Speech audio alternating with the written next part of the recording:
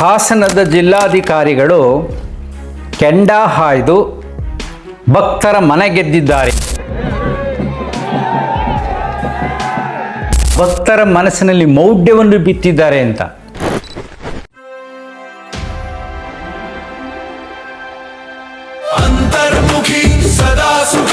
ನಮಸ್ಕಾರ ಸ್ನೇಹಿತರೆ. ಇತ್ತೀಚೆಗೆ ಸಾಮಾಜಿಕ ಜಾಲತಾಣದಲ್ಲಿ ಸೋಷಿಯಲ್ ಮೀಡಿಯಾದಲ್ಲಿ ಒಂದು ವಿಡಿಯೋ ವೈರಲ್ ಆಗ್ತಾ ಇದೆ. ಟಿ ವಿ ನ್ಯೂಸಲ್ಲೂ ಬರ್ತಾ ಇದೆ. ಹಾಸನದ ಜಿಲ್ಲಾಧಿಕಾರಿಗಳು ಕೆಂಡ ಹಾಯ್ದು ಭಕ್ತರ ಮನೆ ಗೆದ್ದಿದ್ದಾರೆ ಅಂತ.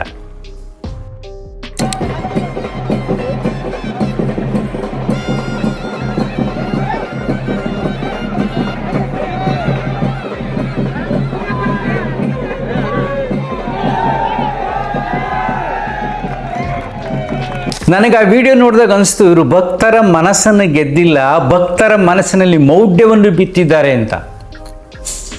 ದೇವರನ್ನು ನೋಡುವುದು, ದರ್ಶನ ಮಾಡುವುದು, ಪೂಜೆ ಮಾಡುವುದು ಅದು ನಿಮ್ಮ ನಂಬಿಕೆ. ಆದರೆ ಕೆಂಡ ಹಾಯೋದು ಮೂಢನಂಬಿಕೆ. ಅಲ್ಲಿ ಎಲ್ಲ ಮುಗ್ಧ ಮನಸ್ಸುಗಳ ಮೇಲೆ ಒಂದು ರೀತಿಯಾದ ಮೂಢನಂಬಿಕೆಯನ್ನು ಬಿತ್ತತಕ್ಕಂಥ ವಿಚಾರಗಳದು.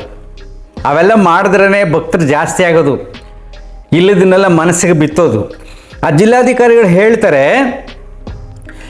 ಕಳಸವನ್ನು ಹೊತ್ಕೊಂಡು ಆಯ್ತಾ ಇದ್ರು, ಕೆಂಡ ಹಾಯುವಾಗ ನನಗೂ ಹಾಯಬೇಕು ಅನಿಸ್ತು. ಈ ಮನಸ್ಥಿತಿ ಇದೆಯಲ್ಲ, ಇದನ್ನೇ ಉನ್ಮಾದದ ಸ್ಥಿತಿ, ಭಕ್ತಿಯ ಪರಾಕಷ್ಟೆ ಅಂತ ಕರೆಯೋದು. ವಾಸ್ತವ ಇಲ್ಲ.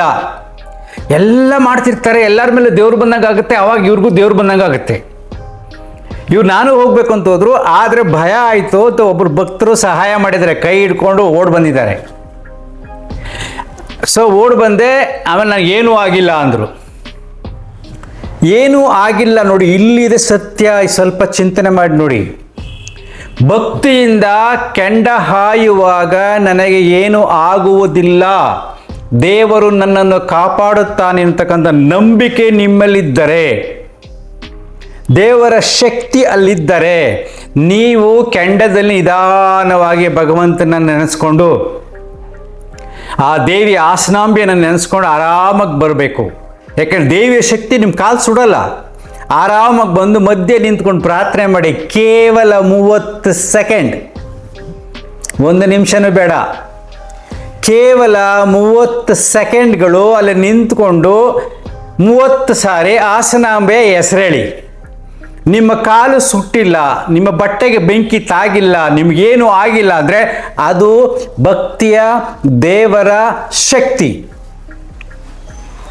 ಎಲ್ಲಾದರೂ ನೋಡಿ, ನೀವು ಕೆಂಡ ಓಡ್ತಾರೆ, ಆ ಸ್ಪೀಡಲ್ಲಿ ಓಡ್ಬೇಕಾದ್ರೆ ಟೆಕ್ನಿಕ್ ಅದು. ಕಾಲಿಗೆ ಅಷ್ಟು ಕಚ್ಕೊಳ್ಳಲ್ಲ ಕೆಂಡ, ಕಾಲಿಗೆ ಕಚ್ಕೊಂಡ್ಬಿಟ್ರೆ ಸುಟ್ಬಿಡುತ್ತದು. ಅದು ಪ್ರಕೃತಿಯ ನಿಯಮ. ಬೆಂಕಿ ಪ್ರಕೃತಿಯ ನಿಯಮ. ಇವು ಓಡೋದು ಮಾಡೋದೆಲ್ಲ ಮೌಢ್ಯ, ನಂಬಿಕೆಗಳ ಮೇಲೆ, ಜನರ ಮನಸ್ಸುಗಳ ಮೇಲೆ ಮಾಡಿರ್ತಕ್ಕಂಥ, ಇಂದಿನ ಕಾಲದಿಂದ ಮಾಡಿರ್ತಕ್ಕಂಥ ಆಕ್ರಮಣಗಳು. ಅದನ್ನು ಮಾಡಿದಾಗ ಏನೋ ಅದ್ಭುತವಾದ ಶಕ್ತಿ ಇದೆ. ಈ ಪೂಜಾರಪ್ಪನಲ್ಲಿ ತುಂಬ ಶಕ್ತಿ ಇದೆ, ಅವನು ದೇವರ ತಲೆ ಮೇಲೆ ಹೊತ್ಕೊಂಡು ಓಡ್ತಾನೆ. ಯೂಶ್ವಲಿ ಕೆಲವು ಕಡೆ ಕೆಂಡ ಹಾಯಬೇಕಾದ್ರೆ ಕಾಲಿಗೆ ನೀರು ಹಾಕ್ತಾರೆ, ಮೊದಲು ತೊಳಿತಾರೆ ದೇವರು, ಆಮೇಲೆ ಎಲ್ಲ ಚೆನ್ನಾಗಿ ತಮಟೆ ಸೌಂಡ್ ಮಾಡಿದಾಗ ಉನ್ಮಾದ ಆಗುತ್ತೆ, ಫಾಸ್ಟಾಗಿ ಓಡ್ತಾನೆ. ಓಡಿದಾಗ ಏನಾಗೋದಿಲ್ಲ, ಬಂದ ತಕ್ಷಣ ಅಲ್ಲಿ ಕುಣಿತಾನೆ. ಇವರು ಅದೇ ರೀತಿ ಒಬ್ಬ ಜಿಲ್ಲಾಧಿಕಾರಿಗಳಾಗಿ ವೈಜ್ಞಾನಿಕ ಚಿಂತನೆ ಇಲ್ಲದೆ, ಆ ಪರಿಸ್ಥಿತಿನಲ್ಲಿ ಒಬ್ಬ ಹೆಣ್ಣಾಗಿ ಅವರ ಮನಸ್ಸಿನ ಮೇಲೆ ಯಾವ ರೀತಿಯಾದ ಭಾವೋದ್ವೇಗ ಉಂಟಾಯಿತೋ ಅದೇ ರೀತಿ ತುಂಬ ಜನ ಹೆಣ್ಮಕ್ಳುಗಳಿಗೆ ಜಾತ್ರೆಯಲ್ಲಿ ಜನಗಳನ್ನು ನೋಡಿದಾಗ ಸಮೂಹ ಸನ್ನಿಯ ರೋಗ ಬರುತ್ತೆ. ಅಂದರೆ ಅವ್ರಿಗೆ ಹೀಗಾಯಿತು, ಇವ್ರಿಗೆ ದೇವಿಯ ಶಕ್ತಿ ಇವ್ರಿಗೆ ಹಿಂಗೆ ಮಾಡ್ತು, ಹಂಗೆ ಮಾಡ್ತು ಅಂತ ಎಲ್ಲವರು ಮೌಢ್ಯಕ್ಕೆ ದಾಸರಾಗ್ತಾರೆ. ಇವರು ಅಲ್ಲಿ ಜಿಲ್ಲಾಧಿಕಾರಿಗಳಾಗಿದ್ದಾರೆ, ಕೆಲವು ಜವಾಬ್ದಾರಿಗಳನ್ನು ದೇವಸ್ಥಾನದಲ್ಲಿ ನಂಬಿಕೆಯ ವಿಚಾರವಾಗಿ ಮಾಡಬೇಕು.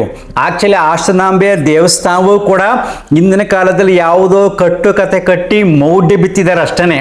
ಯಾಕೆಂದರೆ ದೇವರ ಶಕ್ತಿ ನಿರಂತರವಾಗಿರ್ತಕ್ಕಂಥದ್ದು, ಬರೀ 10 ದಿನ ಮಾತ್ರ ಅಲ್ಲ. 10 ದಿನ ಅನ್ನೋದು ಒಂದು ಕತೆ ಕಟ್ಟಿರ್ತಾರೆ, ಮಾಡಿರ್ತಾರೆ, ಓಕೆ, ವಿ ರೆಸ್ಪೆಕ್ಟ್ ದೆಮ್. ಯಾಕೆಂದರೆ ಸಮಾಜದಲ್ಲಿ ಎಲ್ಲವನ್ನು ತಿದ್ದಕ್ಕೆ ಸಾಧ್ಯ ಇಲ್ಲ.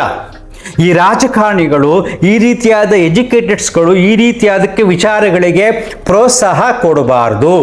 ಆ್ಯಕ್ಚುಲಿ ಹೇಳ್ಬೇಕಾದ್ರೆ ಎಷ್ಟೋ ಕಡೆ ಕೆಂಡ ಹಾಯುವಾಗ ಬಿದ್ದು ಸತ್ತಿದ್ದಾರೆ. ಇವನ್ ಬರೀ ನಮ್ಮ ಹಿಂದೂ ಧರ್ಮದಲ್ಲೇ ಅಲ್ಲ, ಮುಸ್ಲಿಂ ಧರ್ಮ ಬೇಕಾಷ್ಟು ವಿಡಿಯೋಗಳು ಬಂದಿದೆ. ಮುಸ್ಲಿಂ ಧರ್ಮದಲ್ಲೂ ಕೂಡ ಹಿಂಗೆಲ್ಲ ಏನೇನೋ ಮಾಡ್ತಿರ್ತಾರೆ, ವಿಡಿಯೋ ತುಂಬ ಹರಿದಾಡ್ತಾ ಇತ್ತು. ಅಲ್ಲೂ ಕೂಡ ಒಳಗಡೆ ಬಿದ್ದೋಗ್ಬಿಡ್ತಾನೆ, ಒಬ್ಬ ಸುಟ್ಟೋಗ್ಬಿಡ್ತಾನೆ. ಎಲ್ಲ ಧರ್ಮದಲ್ಲೂ ಪ್ರಕೃತಿಯ ಶಕ್ತಿಯ ವಿರುದ್ಧವಾಗಿ ಹೋಗತಕ್ಕಂಥ ಯಾವ ಧರ್ಮದಲ್ಲೂ ಯಾವ ದೇವರು ಇಲ್ಲ. ಇದನ್ನು ಯಾಕೆ ನಾನು ನಿಮ್ಗೆ ಹೇಳ್ತೀನಿ ಅಂದರೆ, ತುಂಬ ಮುಗ್ಧ ಮನಸ್ಸುಗಳಿರ್ತವೆ, ತುಂಬ ಹೆಣ್ಮಕ್ಳು ಇರ್ತಾರೆ.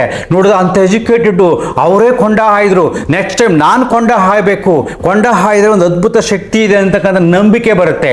ಆ ನಂಬಿಕೆ ಮನಸ್ಸಿನಲ್ಲಿ ಬಿತ್ತಿದ ಬೀಜ ಮರವಾಗಿ ಬೆಳೆದು ಯಾರು ಏನು ಹೇಳ್ತಾರೋ, ಜ್ಯೋತಿಷಿಗಳು ಹೇಳೋದು, ಮಾಟಮಂತ್ರಗಾರರು ಹೇಳೋದು, ಬೇರೆ ಏನೆಲ್ಲ ಹೇಳೋದು, ಅದನ್ನೆಲ್ಲ ನಂಬಕ್ಕೆ ಶುರು ಮಾಡುತ್ತೆ. ಈ ರೀತಿಯಾದ ಕಾರ್ಯಕ್ರಮಗಳಿಂದ ನೀವಂತೀರಾ ನಂಬಿಕೆಯ ವಿಚಾರದಲ್ಲಿ ಹಾಸನಾಂಬೆ 10 ದಿನ ಪವರ್ಫುಲ್ ಅಂತ ಹೇಳ್ತೀರಾ, ಅದೇ ದೊಡ್ಡ ತಪ್ಪು. ಯಾಕಂದರೆ ಶಕ್ತಿ, ಪ್ರಕೃತಿಯ ಶಕ್ತಿ ಎಲ್ಲವೂ ಪವರ್ಫುಲ್ಲೇ, ಅದಕ್ಕೆ ರೆಸ್ಟ್ರಿಕ್ಟೆಡ್ ಟೈಮ್ ಇಲ್ಲ. ಸೊ ಈ ಕೆಂಡ ಹಾಯೋ ಪದ್ಧತಿಗಳಿಂದ ಜನರಲ್ಲಿ ಹಿಂದಿನ ಕಾಲದಲ್ಲಿ ಬಂದಿರತಕ್ಕಂಥ ನಂಬಿಕೆಗಳ ಮೇಲೆ ಆಕ್ರಮಣ ಮಾಡಿದಂಥ ಬುದ್ಧಿಜೀವಿಗಳು, ಪುರೋಹಿತ ಸಾಯಿಗಳಂತ ಕರಿತೀವಿ. ಪುರೋಹಿತರು ದೇವ್ರು ಬಂದಂಗೆ ಆಡೋದು, ಮೈ ಮೇಲೆ ದೇವ್ರು ಬಂದಂಗೆ ಆಡಿಕೊಂಡು ದೇವ್ರನ್ನೆಲ್ಲ ಒದ್ದುಕೊಂಡು ಕೆಂಡದಲ್ಲಿ ಓಡೋದು, ಇನ್ನೇನೋ ಮುಳ್ಳ ಮೇಲೆ ನೆಗೆಯೋದು, ಬೇಕಾಷ್ಟು ಡ್ರಾಮಾಗಳ ರಾಶಿ ಮಾಡ್ತಾರೆ. ನಾನು ತುಂಬ ಶಕ್ತಿವಂತ ಅಂತ ಕಾಯಿಸಿದ್ರೆ ಟಕ ಅಂತ ಹೊಡ್ಕೊಳ್ಳೋದು, ಒಂದೇ ಸರಿ ಹಿಂಗೆ ಹೊಡ್ಕೊಳ್ಳೋದು, ಏನೇನೆಲ್ಲ ಮಾಡ್ತಾರೆ ಡ್ರಾಮಾಗಳು.